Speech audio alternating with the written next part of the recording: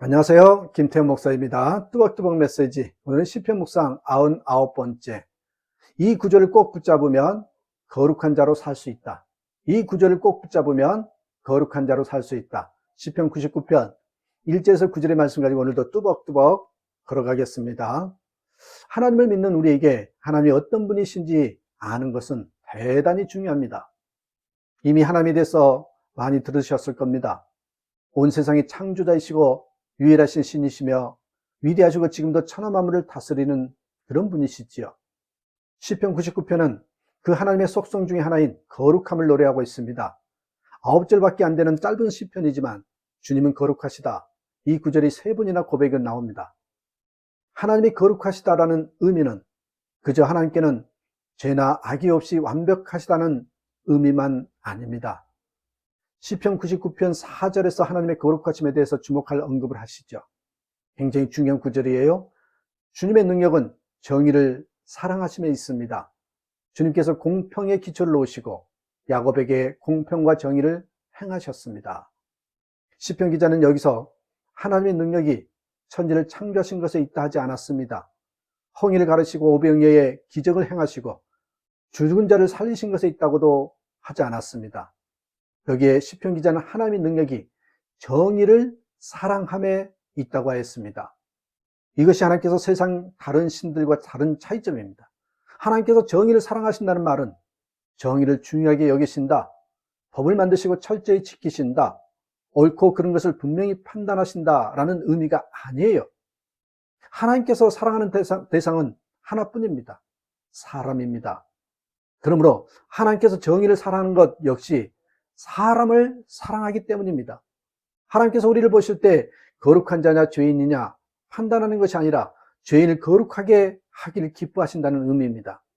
그래서 우리는 거룩하신 하나님 앞에 나아갈 수 있는 것이죠. 시편 기자는 하나님께서 공평의 기초를 놓으시고 야곱에게 공의와 정의를 행하게 하신다고 했습니다. 그 말은 하나님께서 단순히 공평, 공의, 정의를 목표로 삼으셨다는 말이 아닙니다. 세상이 정의로운 세상이 되어 억울한 사람, 소외된 사람, 멸시받는 사람이 없게 하려 하신다는 것입니다. 하나님은 거룩하시지만 그의 관심은 언제나 사람입니다. 성도들은 다 거룩해지려고 애를 씁니다. 그러나 안타깝게도 진정한 거룩함을 알지 못합니다. 거룩함을 그저 방탕한 생활을 청산하고 죄인과 어울리지 않고 성경을 더 많이 보고 기도 많이 하려고 애를 쓰는 것이라고 생각합니다. 그래서 거룩하라고 애를 쓰면서 대부분 무서운 바리새인처럼 변해버리고 마는 거죠. 바리새인은 당시에 가장 경건하고 거룩한 삶을 산다고 자타가 인정했던 사람들입니다. 그런데 그들은 어떤 사람들이었습니까? 가람하다가 현장에서 붙잡힌 여인에게 돌을 던져 죽이려고 했던 사람들이었며 정말 무섭지 않습니까?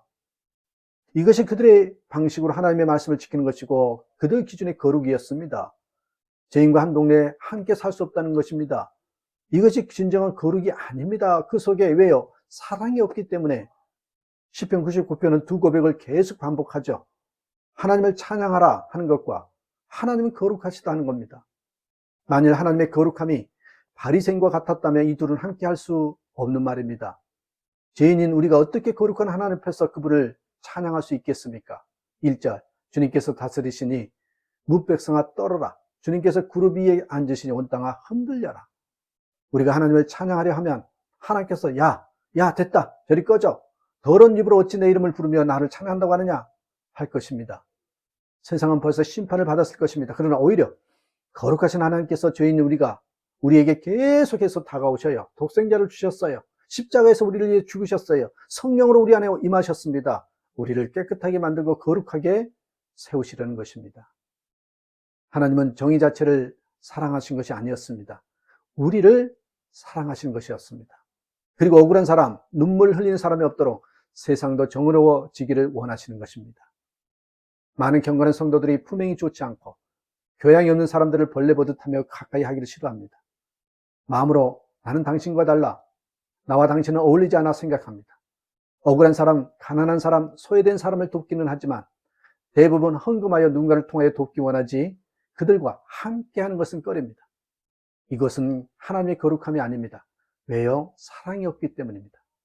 6절에 보면 모세와 아론, 사무엘이 하나님을 가까이 섬기면서 무엇이든지 부르짖어 기도하면 하나님께서 응답해 주셨다고 말했습니다. 그들도 사람인데 어떻게 거룩하신 하나님께서 나아가 기도할 수 있었습니까? 그들이 하나님의 계명과 율례를 모두 지켰기 때문이라고 했습니다. 7절 주님께서 구름 기둥 속에서 그들에게 말씀하시니 그들이 그분에게서 받은 계명과 율례를 모두 지켰다. 그들이 때로 죄에 넘어지기도 했습니다. 그때 하나님은 징계하셨습니다. 그러나 회개하면 반드시 용서해 주셨습니다. 하나님은 죄를 용납하실 수 없는 거룩하신 하나님이시지만 또한 용서하고 사랑하시는 하나님임을 봅니다. 하나님의 거룩하심은 언제나 용서와 사랑이 함께하는 것입니다. 하나님의 말씀을 다 지켜 행하는 것이 거룩함입니다. 그런데 하나님의 계명의 핵심이 뭡니까? 목숨을 다하여 하나님을 사랑하고 이웃을 내 몸과 같이 사랑하는 것입니다. 그러므로 거룩한 사람은 하나님을 사랑할 뿐만 아니라 이웃을 사랑한 사람이 있지요. 여기서 말하는 이웃은 그저 평범한 이웃집 사람들을 말하는 것이 아니지요. 가난하고 배우지 못하고 힘이 없어서 억울한 일을 당하는 그런 사람들을 말하는 것입니다. 선한 사마리아인의 비유에 나오는 강도 만난 자가 우리의 이웃입니다. 부자 나사로에게 집 앞에서 병들어 굶어 죽어가는 나사로가 이웃입니다. 그들을 보면서 불쌍하다, 안 됐다 하는 데서 그치면 안 됩니다. 그것은 사랑하는 것이 아니기 때문입니다. 자신과 같이 사랑해야 합니다. 자신이 그런 억울한 처지, 비참한 처지에 빠진 것처럼 그들을 도우라. 우리 사회에 억울한 사람이 없게 하라 하는 것이죠. 그러나 우리는 너무나 더럽습니다. 거룩하고 싶고 사랑하고 싶어도 안 됩니다. 죄와 악에서 떠나 오직 하나님을 사랑하고 이웃을 사랑하며 살고 싶습니다. 그러나 우리 능력으로는 불가능합니다. 어떻게 해야 합니까? 하나님께서는 우리에게 거룩하라고만 하지 않으시고 우리를 거룩하게 만드셨음을 알아야 합니다. 우리에게 거룩한 자가 되는 길을 열어주셨습니다. 바로 십자가의 주님과 연합하는 것입니다. 성격파 연기인 김수미 씨가 있어요. 그분이 7살 때쯤 어느 여름날에 아버지를 따라서 들에 나갔는데 아버지가 송아지를 맡기면서 큰성 시집갈 미천이여 잘 먹여라 하시고는 게을러 멱을 감으러 갔습니다. 그런데 얼마 후 갑자기 천둥 소리가 나는데 송아지가 놀라 언덕 아래로 뛰어가더랍니다. 이런 어린 김수미는 순간적으로 밧줄을 팔에 감았습니다. 그리고는 사정없이 끌려 내려갔습니다.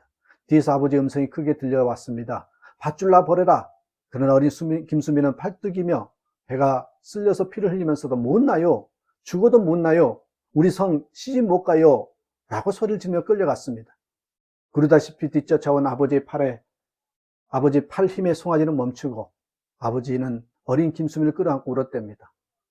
어릴 때부터 이렇게 야무진 아이였답니다. 여러분, 우리가 이처럼 죽어라고 붙잡아야 할 말씀이 있어요. 고린도전서 1장 30절입니다. 너희는 하나님으로부터 나서 그리스도 예수 안에 있고 예수는 하나님으로부터 나와서 우리에게 지혜와 의로움과 거룩함과 구원함이 되셨으니 우리가 거룩하게 되는 일은 이미 끝났습니다. 이미 끝났습니다. 이미 이루어졌습니다. 우리는 이미 의로워졌고 이미 거룩해졌습니다. 우리의 거룩함은 우리의 거룩한 행실에서 나오는 것이 아니라 예수님으로부터 나오는 것이기 때문입니다. 모든 것은 더러운 것과 접촉하면 더러워집니다. 그러나 우리가 주님과 연합하면 주님이 더러워지는 것이 아니라 우리가 거룩해집니다. 이것이 우리가 경험하는 가장 놀라운 하나님의 역사요, 거룩한 성도로 사는 비밀입니다. 세상 신을 믿는 사람들은 크고 웅장하여 무엇인가 신비로워 보이는 신전과 신상을 찾아가서 어떤 신성을 경험하려고 합니다. 그러나 하나님은 정반대로 하셨습니다. 하나님께서 당신의 백성 안에 임하신 것입니다. 성령을 우리 안에 보내주심으로 우리를 거룩하게 하시고 하나님의 말씀대로 살게 하셨습니다. 이것은 정말 놀라운 일입니다. 이런 종교가 없습니다. 이것이 우리가 거룩한 성도로 사는 비밀입니다. 무엇보다도 주님과 연합되는 그런 저와 여러분 되시길 주님의 이름으로 축복합니다. 감사합니다.